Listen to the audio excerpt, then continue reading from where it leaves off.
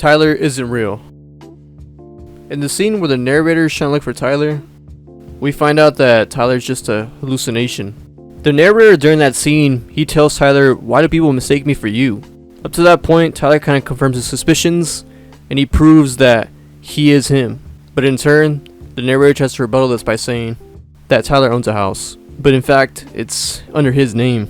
The second example uses that he has 9 jobs, but it's the narrator's jobs. It's not actually Tyler. And the last one, he's sleeping with Marla, but in fact, it's the narrator doing that, just in the mind of Tyler. So yeah, Tyler's just a hallucination, and the narrator's alter ego. Tyler's shown earlier in the movie, for a split seconds.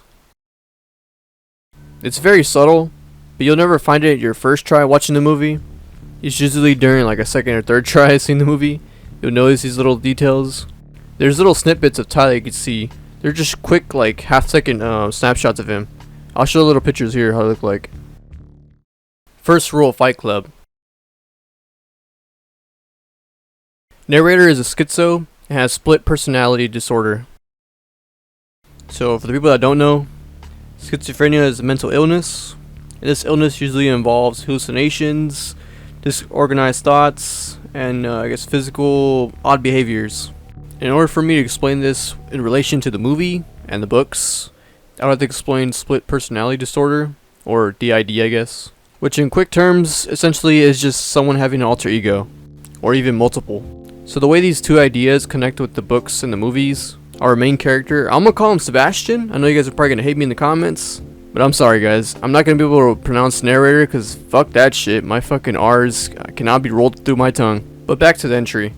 So essentially, if you didn't catch on, our main character Sebastian experiences hallucinations, and in Sebastian's case, during the time he meets Marla, he can't sleep anymore. We all know the situation. He gets fucking crazy about it. It affects him greatly.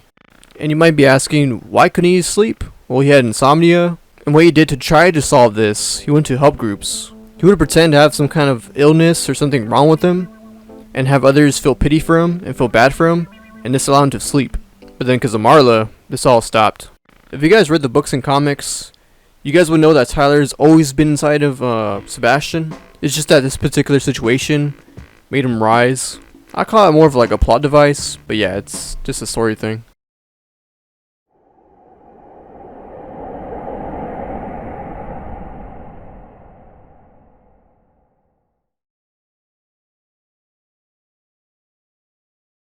Masculation of men.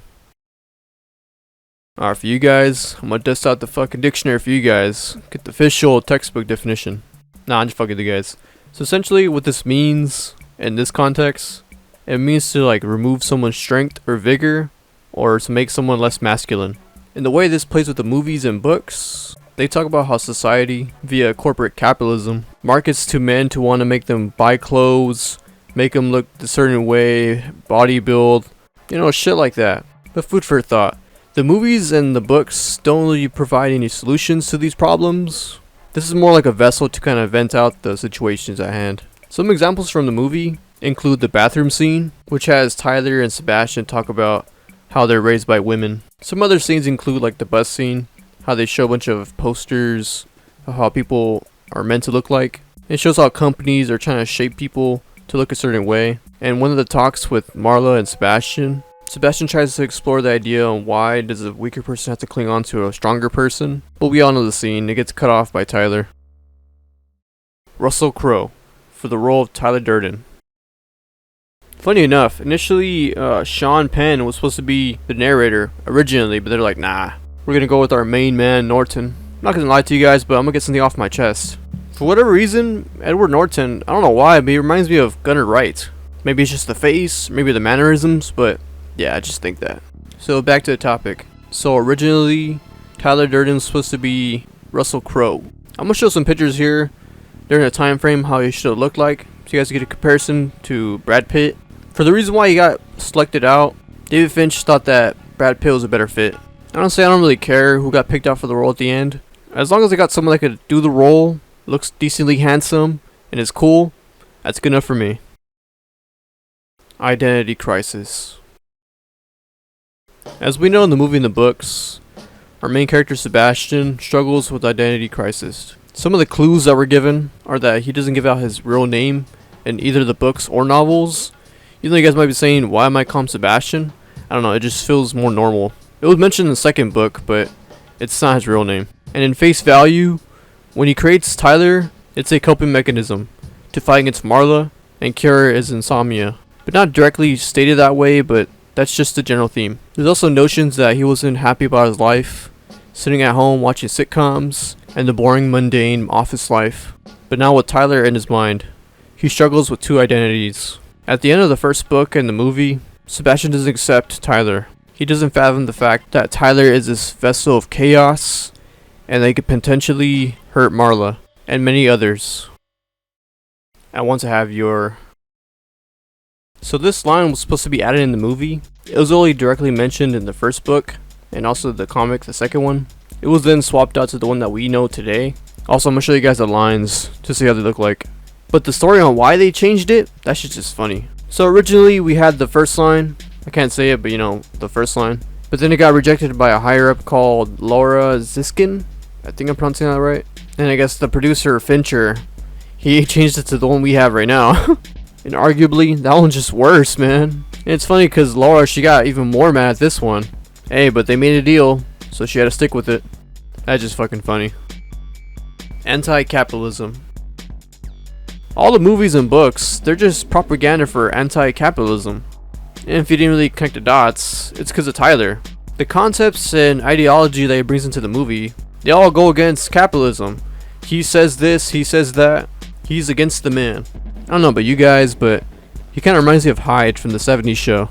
A lot of stuff that Tyler talks about are things like things that you own start owning you, and a lot of other stuff. Pretty much saying that don't be so materialistic. There's just a lot of examples like that in the movie.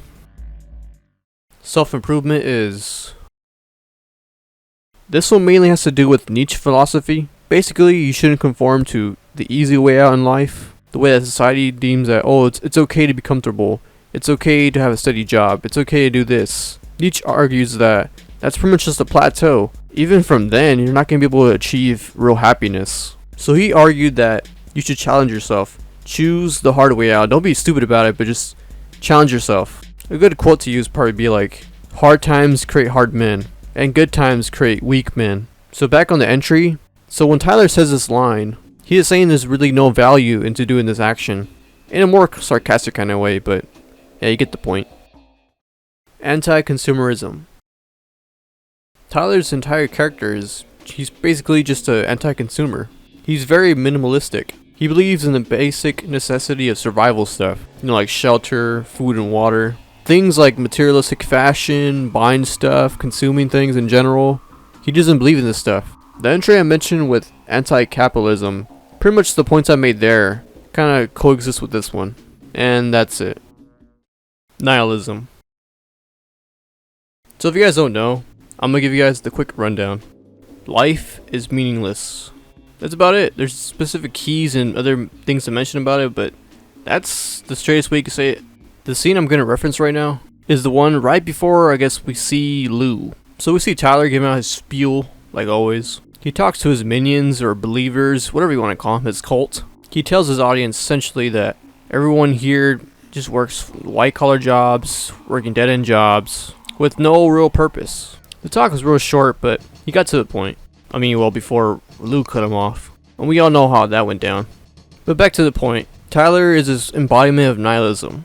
And yeah, that's about it.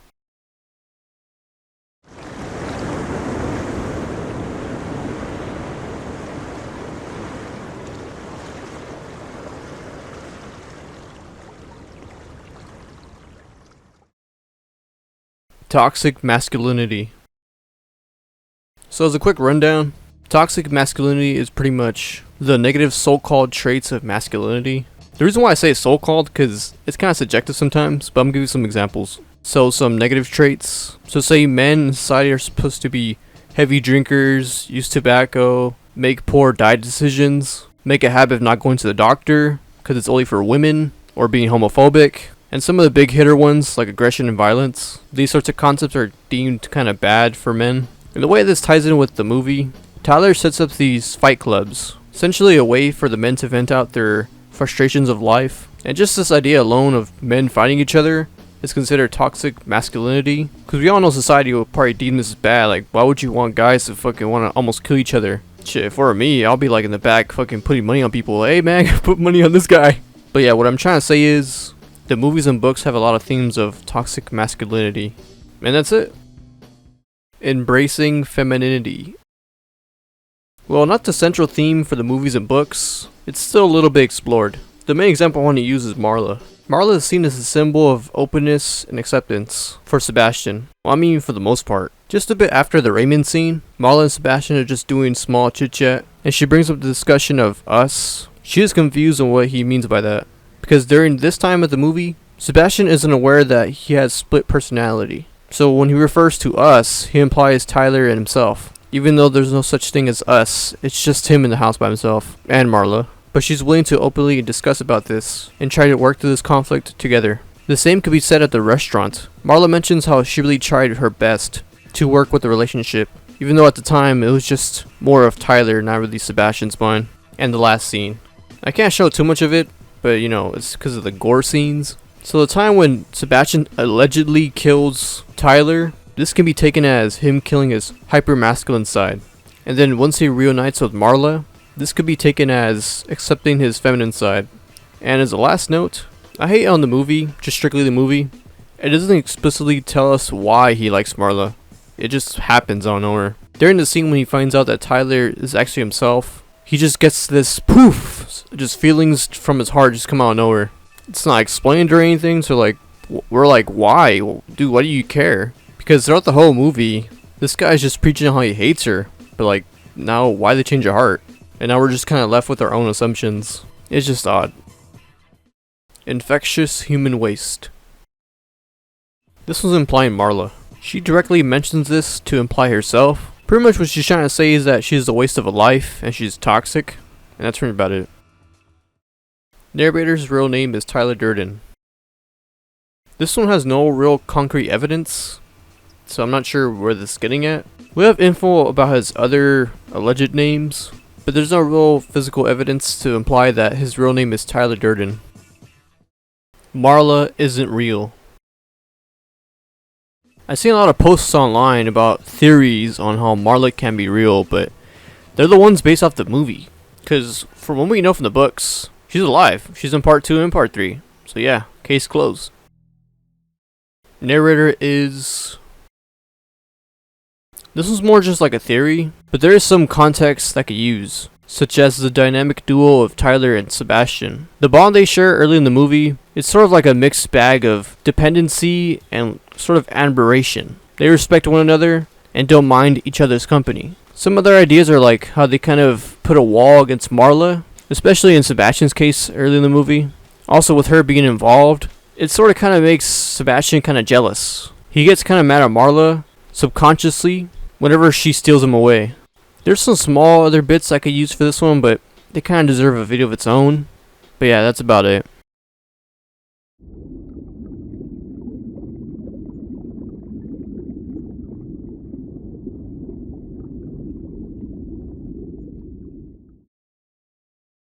Self-improvement is M.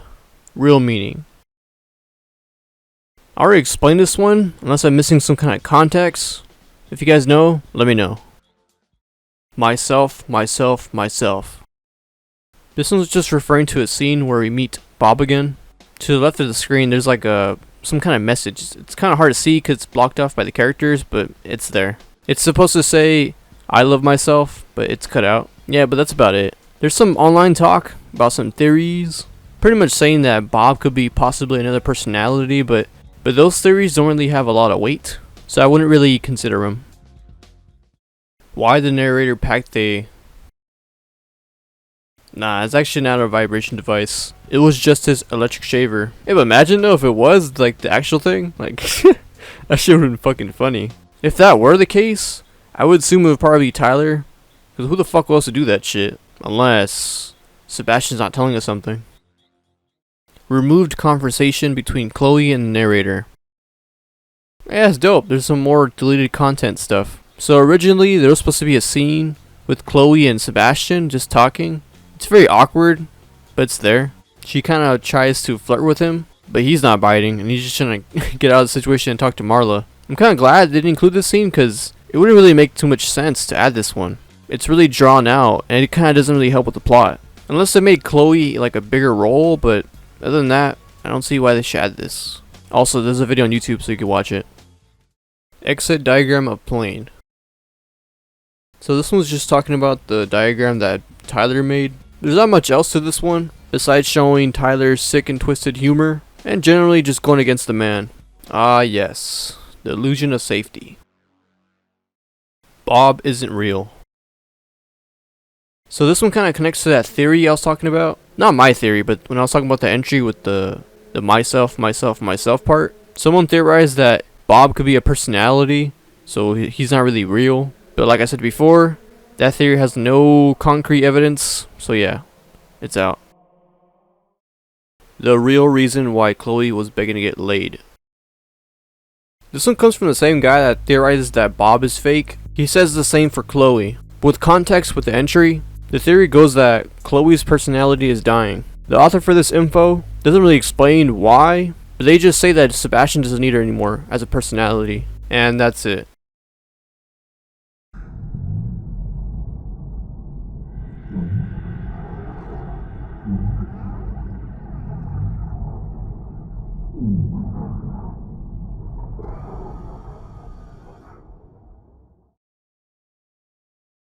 Narrator has testicular cancer. This one's not true. The books and the sequels, they all picture as Sebastian as doing fine and okay for himself, health-wise, not financially. Well, I mean in part 2, initially he was doing good. It shows like he could afford a babysitter, so maybe he's doing pretty good. And he has like a decent house. That's only part 2 though, strictly. Part 3 is just different. But back to the entry. Because in part 2 we see that he has a son, and in part 3 it shows that he got Marla pregnant again. Assuming he did have this type of cancer, we have to assume that he has to take some kind of treatment. And these treatments usually make the person infertile. So this theory wouldn't really make any sense. Raymond isn't real. Just as a quick note guys, a lot of the entries you're going to see later on after this one, they're going to be very similar, and they're all coming from the same guy. And you might be asking, who is this guy? Who's the author? The guy has a website. It's called Jack Durden. Yeah, very original. I mean, you can't really blame him. I'm pretty sure all the domains were stolen, so this is the best choice. Also, he doesn't give out his name. I don't blame him, because I'm pretty sure he'll get a lot of hate from people. But yeah, all the entries you're going to see from here and now sort of come from this guy. The only real issue with this guy is that he doesn't consider the books. He's mainly focused just on the movie. He says like, fuck off to all the books. So just as a disclosure, the rest of the entries, I'm just going to debunk them. Not all of them, mind you, but just some of them. Alright, so back to the entry. So in the movie, we meet Raymond. Just some ordinary guy posing as a cashier. This is the scene where I guess Tyler puts a gun to his head and kind of scares him and pretty much encourages him to become a veterinarian. Before this confrontation, Tyler calls his little project as a human sacrifice. As we see in the books, he has a lot of them. In book 2, he has a lineup of a lot of people. He has up to number 3,000 and above. But for part 3, don't quote me on this, but I think he said something around 8,000, I think, for human sacrifices. We don't know to the full extent of what he does with them. More than likely, he just uses them for his greater goals. Just as different type of minion. So if Tyler has a huge list like that, I don't really single out Raymond. Because Tyler would need a lot of time, because the span from the book, the original book, and the second book, that's 10 years. And in those 10 years, he has over 3,000 already. So yeah, what I'm trying to say is, Raymond is real. There really isn't a reason for him to not be real. Chloe isn't real. This one isn't true. We see Chloe in part 2 and part 3, and arguably in part 2 she's a really critical character. She's the one that helps out Marla try to look for her son. Oh yeah, and she's also in part 3. Veterinarian. Alright guys, for this one, I have no idea what it's trying to refer to. I know it has to do with Raymond, but what about it? We just know that he wants to become a veterinarian. There's no real significance from that. So if you guys know anything, let me know. Black lady from the flight isn't real. So this one's just referring to a plane scene.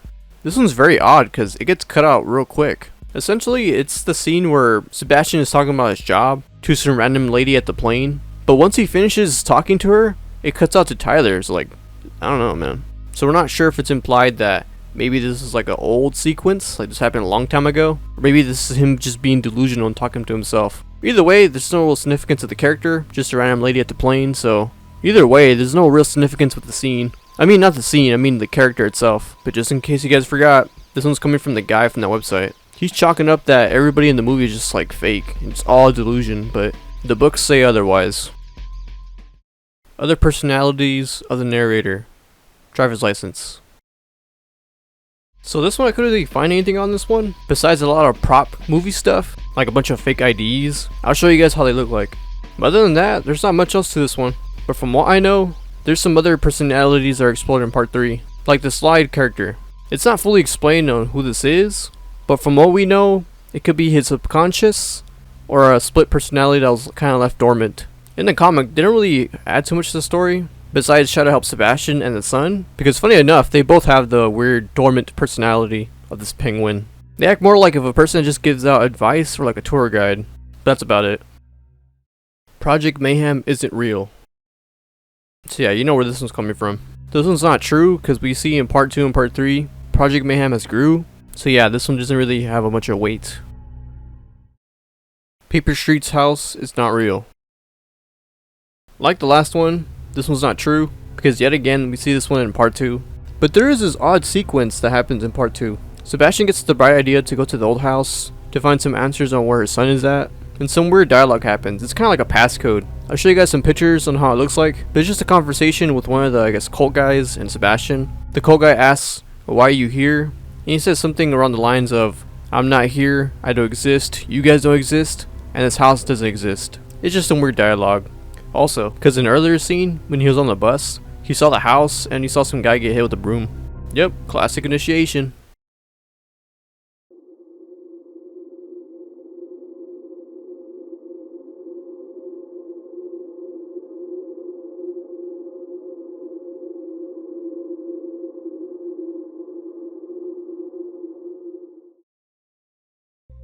People from the support groups are not real, and no one in Fight Club is real except for the narrator.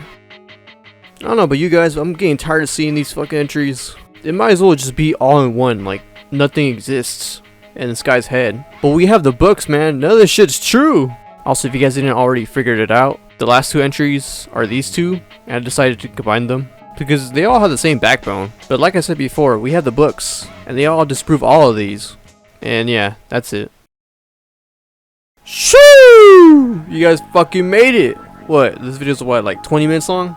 I don't know guys, I feel like this video might get some hate. I just feel it. The reason why I say that is because a lot of these entries, they all come from the same dude. That website I told you guys about, called Jack Durden. And all the entries I put out, they're kind of against that, because we have the books. And they didn't, they just kind of focused on the movies. I mean movie, because it's just one. Hey, but I don't mind the hate though. It's better for me though, because I get actually fucking traction in my channel and comments, not like these fucking bots I've been getting. Nah, I just want you guys. People that comment are nice. Other than that, guys, late happy Halloween. Well, depending on how this video comes out, let's see if it comes early or late. I don't know. Also, last mention, guys, I want to thank the guys that watched the new video that came out. Not videos, I mean like playlists I made for the Iceberg for the Thing movie. Those videos did pretty well. Surprisingly, I thought they were gonna be dead, but I do appreciate the traction, guys. Other than that, guys, check out my Patreon, you know, support me if you can. And that's it. Cheers.